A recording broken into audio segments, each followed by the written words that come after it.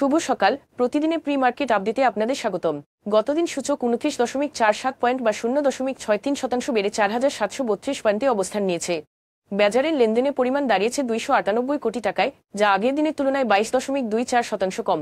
রাজস্ব 17% বৃদ্ধি পেলেও চলতি অর্থবছরের প্রথম প্রান্তিকে তিটাস 249.25 কোটি টাকা নিয়ে লোকসান দেখিয়েছে।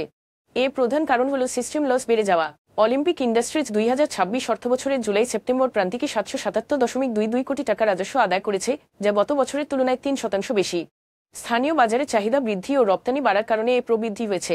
জুলাই অক্টোবরে বাংলাদেশে পোশাক রপ্তানি 5.14% বৃদ্ধি পেয়ে দাঁড়িয়েছে $2.59 বিলিয়ন, যদিও ট্রাম্প প্রশাসনের 20% পাল্টা শুল্ক চালু রয়েছে। বাংলাদেশ ব্যাংক ডাচ বাংলা ব্যাংকের 1,000 কোটি টাকার মতিঝিল ভবন কেনার প্রস্তাব বাতিল করেছে। এর কারণ হিসেবে অতিরিক্ত মূল্য নির্ধারণ ও ব্যাংকের চেয়ারম্যানের পরিবারের সাথে স্বার্থ সংঘাতের অভিযোগ। এখন এ পর্যন্তই, ধন্যবাদ।